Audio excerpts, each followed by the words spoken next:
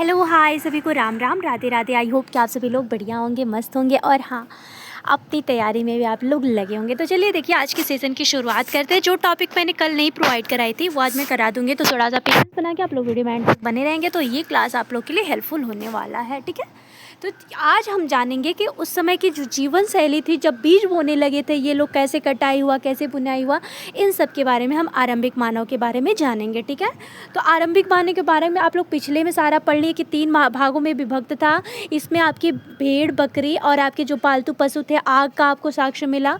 ये सारे टॉपिक आप आरंभिक मानव मतलब जितनी आप देखेंगे तो 99% कितने, तो याद रखेंगे आप 99% आपके जितने भी कार्य हुए हैं सारे कार्य आपके नवपाषाण काल अथवा आरंभिक पाषाण काल में ही हुआ है। तो ये सारे टॉपिक आपके क्लियर हुआ। अब हम जानेंगे इसके आगे क्या हुआ था। तो तुम किसी पौधे के बीज को पुकर देखो, तुम पाओगे कि इसे विकसित होने में कुछ वक्त लगेगा। जाहिर सी बात है, कोई भी बीज अगर आप बो रहे हैं तो उसे वक्त तो लगेगा ना। इसमें कुछ दिन, महीने, कुछ फिर साल तक लग सकता है। इसीलिए जब लोग पौधे उगाने लगे तो उनकी देखभाल के लिए उन्हें एक ही जगह पर लंबे समय तक रहना पड़ा था। बीज बोने से लेकर आपके फसलों के पकने तथा पौधों की सिंचाई करने, खरपतवार हटाने, जानवरों और चिड़ियों की सुरक्षा और करने तथा बहुत से काम शामिल थे। कटाई के बाद अनाज का उपयोग बहुत संभाल कर भी रखना पड़ता था। अनाज का भोजन जो था, बीज दोनों ही रूपों में बचा कर रखना आवश्यक हो गया। जैसे कि इसलिए लोगों इसके भंडारण की बात सोचनी पड़ी बहुत से इलाकों में। अच्छा, ये देखिए, बीज के रूप में भी इनको रखा गया, खाद्य के रूप में, उपहार के रूप में और भंडारण के रूप में भी। सारे आपके ये बीज जो दिख रहा है ना, ये सारे आपके बीज हैं। ठीक है, तो आपके लोगों ने मिट्टी के बड़े बड़े बर्तन बनाए, टोकरियाँ भी बुनी उन लोगों ने। फिर ज़मीन में इन लोगों ने गड्ढा खोदा। क्या तुम्हें लगता है कि शिकारी या भोजन संग्रह करने वाले बर्तन बनाते और उनका प्रयोग करते होंगे? तो जाहिर सी बात है, अगर आप सोचिए कि जो लोग बीज बो रहे हैं, जो इकट्ठा कर रहे हैं, जो जानवर को पाल रहे हैं, तो वो तो जाहिर सी बात है। तो इस सारे साक्ष्य आपके मिले हैं। जानवर जो थे, चलते फिरते खाद्य भंडार कैसे होते थे? तो याद रखेंगे, जानवर बच्चे देते थे जिससे उनकी संख्या बढ़ती है। अगर जानवरों की देखभाल की जाए तो उनकी संख्या बढ़ती ही है, साथ ही उनसे दूध भी प्राप्त हो रहा है जो भोजन के लिए एक अक्षय स्रोत भी माना जाता है।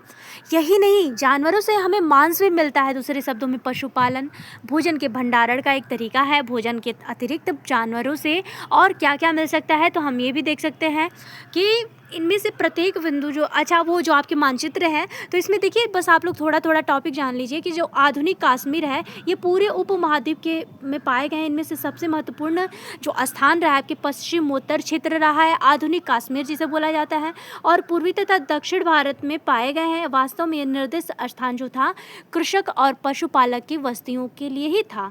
इसे जांचने के लिए वैज्ञानिक खुदाई में मिले पौधे और पशुओं की हड्डियों के नमूने का अध्ययन करते हैं। इनमें से सबसे रोचक जले हुए जो अनाज जलाए होंगे, मतलब जो जला हुआ इन लोगों को अनाज मिला था, उसे पता चलता है कि उस समय मतलब आग भी था और वो लोग जलाकर खाते भी, जो भी करते होंगे, मतलब साक्ष्य मिला था। तो ऐसा लगता है कि गलती से या फिर जानबूझकर जलाए होंगे। वैज्ञानिक इन अनाजों के दानों की पहचान भी कर सकते हैं। इस तरह से हमें पता चलता है कि आपके इस उपमहाद्वीप के विभिन्न भागों में बहुत सारी फसलें उगाई जाती रही होंगी। वैज्ञानिक विभिन्न जानवरों की हड्डियों की भी पहचान कर सकते हैं। तो याद रखेंगे कहाँ, तो जो आपके पूरे उपमहाद्वीप में पाया जाता है, इनमें सबसे महत्वपूर्ण जो है पश्चिमोत्तर क्षेत्र, और कहाँ, तो आधुनिक कश्मीर जो है आपका, और पूर्वी तथा दक्षिण भारत में भी ये सारे साक्ष्य मिले हैं। ठीक है, तो अब याद रखिएगा ये। अब अस्थायी जीवन की ओर इन लोगों का था, तो याद रखिएगा आप लोग, बुर्ज होम पे बहुत क्वेश्चन आते हैं कि इसीलिए बोलती हूँ एक एक टॉपिक ध्यान से देखते चलेगा। जो आपके पुरातत्वविद लोग थे, कुछ पुरास्थलों पर झोपड़ियों और घरों के निशान मिले हैं, जैसे कि बुर्ज होम। वर्तमान में आपके कश्मीर जो है उसे बुर्ज होम के नाम से जाना जाता था कि लोग गड्ढे के नीचे घर बनाते थे जिन्हें गर्तावास कहा गया है। उनमें उतरने के लिए सीढ़ियाँ भी होती थी, इससे उन्हें ठंड के मौसम में सुरक्षा मिलती होगी। पुरातत्वविदों को झोपड़ियों के अंदर और बाहर दोनों ही स्थानों पर आग जलाने की जगह मिले हैं।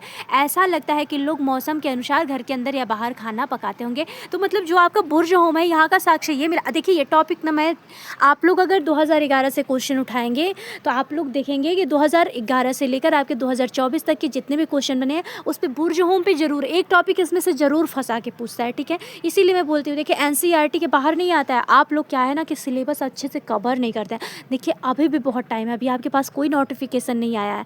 अगर आपका सीटेट जुलाई हो भी रहा है ना, तो आपके पास बहुत टाइम है, और अभी से अगर आप लोग मन लगा कर इस बार तैयारी करिए। ठीक है, अगर आप ये चाहते हैं कि अब इस बार निकलना है, क्वालिफाई करना है, क्योंकि बीपीएससी आ रहा है, आप लोग का शिक्षक भर्ती आ रही है। यार कितना वेट करेंगे आप लोग, एज भी तो जा रहा है, कम से कम लिमिट एज हम लोगों का होना चाहिए ना। तो कम से कम आप लोग कोशिश करिए कि इस बार निकल जाए, ठीक है।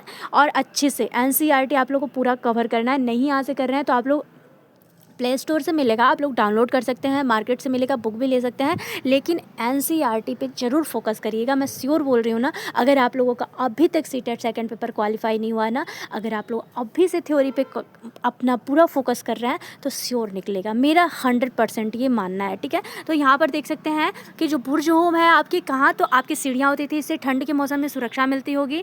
और फिर देखिए तो पुरातत्वविदों को झोपड़ी के अंदर बाहर दोनों ही स्थानों पर आग जलाने की जगह मिली है। ऐसा लगता है कि लोग मौसम के अनुसार घर के अंदर या बाहर खाना पकाते होंगे। बहुत सारी जगहों के पत्थर औजार भी मिले हैं, इनमें से कई ऐसे भी हैं जो पूरा पाषाणीन युग उपकरणों से भिन्न, इसीलिए इन्हें नवपाषाण युग का माना जाता है। इनमें से जो औजार मिले हैं, मतलब ये जो है ना आपके, देखिए यहाँ जो बुर्ज होम है, देखिए साधारण भाषा में समझिए, जो आपका बुर्ज होम है वर्तमान में कश्मीर में है, ठीक है।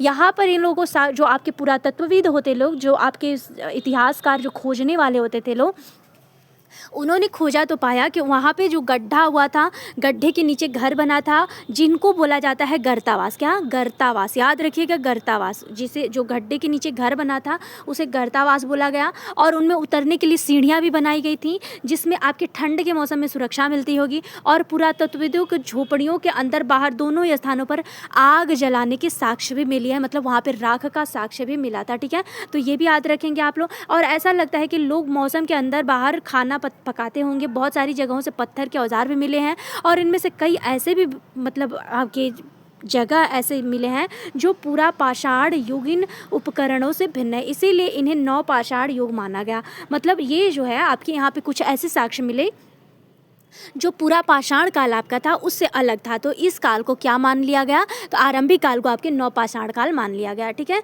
तो इसे इनमें वे औजार भी हैं जिनमें धार और आपके अधिक पैना करने वाले, उन पर पॉलिश चढ़ाई जाती थी। ओखली और मूसल का प्रयोग हुआ। अनाज तथा वनस्पति से प्राप्त अन्य चीज़ों को पीसने के लिए किया जाता था। आज हजारों साल बाद अगर ओखली और मूसल का प्रयोग, मतलब सोचिए अभी वर्तमान में ओखली मूसल का आप लोग के अभी तो बहुत मतलब मिक्सचर हो गया है, आपके जितने भी हाथ की ये सब चीज़ें थी हटते जा रहे हैं। लेकिन आप लोग अभी, हम लोगों के ज़माने में जब अभी आप लोग अगर गांव से रिलेटेड होंगे तो ये आप अगर 2000 के आसपास के होंगे तो आप लोग को पता होगा कि ओखली मूसल ये सब क्या होते हैं। तो ये क्योंकि गांव से रिलेटेड ये सारे चीज़ देखने को मिलते हैं, तो ये ओखली मूसल मतलब उस समय भी प्रयोग में लाते थे। अनाज पीसने के लिए किया जाता था। इस तरह के आपके प्राचीन जो प्रस्तर युगीन औजारों का निर्माण और प्रयोग लगातार होता रहा है। तो कुछ औजार हड्डियों से भी बनाए जाते थे, ठीक है। तो क्या हुआ, कुछ औजार जो थे आपके हड्डियों से भी बनाए गए हैं, ओखली मूसल मिले हैं। और जो आपके अनाज पीसने के लिए प्रयोग में किया गया, ये सारे वर्तमान आपके आरंभिक काल में मिले हैं। तो याद रखिएगा, आरंभिक काल से क्वेश्चन आएगा तो आप लोग भूलेंगे नहीं, ये तो मैं श्योर बोलती हूँ। अब नवपाषाण युग के कुछ उपकरण यहाँ पे आप लोग को देखने को मिल सकते हैं। ये जो दिख रहा है ये सारे आपके उपकरण है, ठीक है।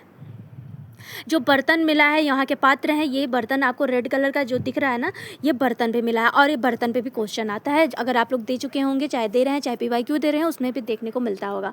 नवपाषाण युग के पुरा स्थलों में कई प्रकार के मिट्टी के बर्तन मिले। कभी कभी इन पर अलंकरण भी, यहाँ पे जो है मिट्टी का बर्तन जो दिख रहा है ना, इसमें अलंकरण भी होता था।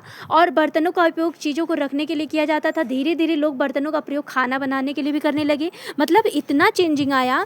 सोचिए जो आपके आरंभिक मानव थे, इसमें आपके अनाज का, आपके पहिए का आविष्कार, और जितने आप वही तो बोल रहा है कि 99% आपके बदलाव किसमें हुए हैं, तो आपके आरंभिक काल में ही हुए हैं। तो धीरे धीरे ये लोग क्या करने लगे, बर्तन का प्रयोग करने लगे। चावल, गेहूँ, दलहन जैसे अनाज अब आहार का महत्वपूर्ण हिस्सा भी इन लोगों की लाइफ में बन गया।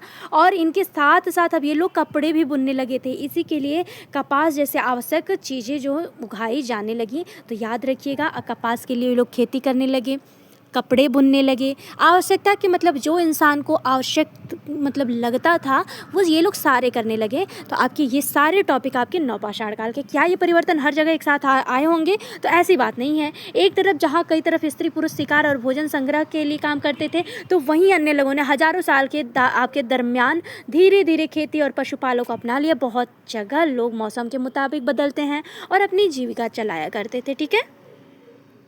ये जो दिख रहा है आप लोग को, ये मेहरगढ़ का एक चित्र है, ठीक है। ये मेहरगढ़ का घर पढ़े होंगे आप लोग ना अभी सीटेट में, दिखा होगा आप लोगों को। तो मेहरगढ़ का ये घर दर्शाया गया है। तो यहाँ पे हम लोग देख सकते हैं कि यह जो घर है यह ईरान जाने वाले सबसे महत्वपूर्ण रास्ते जो बुलंद दर्रा के नाम से जाना जाता है, उसके पास हरा भरा समतल स्थान है। मेहरगढ़ संभवतः वह स्थान है जहाँ के स्त्री पुरुषों ने इस इलाके में सबसे पहले, और गेहूँ, आप लोगों ने इसके पहले जो आप लेशन में पढ़े थे कि सबसे पहले गेहूँ और जौ का मतलब सबसे पहले कहाँ उगाया था, आप लोगों ने पढ़ा कि मेहरगढ़ में उगाया था। तो ये कहाँ मिला था, तो आपके ईरान के जो बुलंद दर्रे है उसके पास हरा भरा समतल जगह था, और वहीं के स्त्री पुरुषों ने आपके सबसे पहले गेहूँ और जौ की खेती करी थी। भेड़ बकरी भी पर मतलब इन लोगों ने पालना सीखा था। यहाँ विभिन्न प्रकार के जानवरों की हड्डियाँ मिली, इनमें हिरण तथा सुअर जैसे जंगली जानवर तथा भेड़ बकरी और उनकी हड्डियाँ मिली हैं मेहरगढ़ में। इसके अलावा चौकोर तथा आयताकार घर भी, जो कि ये चौकोर दिख रहा है, ये आयताकार दिख रहा है, तो घर भी मिले हैं। उनमें ज़्यादा कमरे, चार कमरे आप लोग को यहाँ दिख रहे हैं ना, चार कमरे भी दिख रहे हैं, जिनमें से कुछ संभवतः भंडारण के काम आते होंगे। तो ये मेहरगढ़ का एक आपको चित्र दर्शाया गया है जिसे आप लोग अच्छे से देख सकते हैं, ठीक है।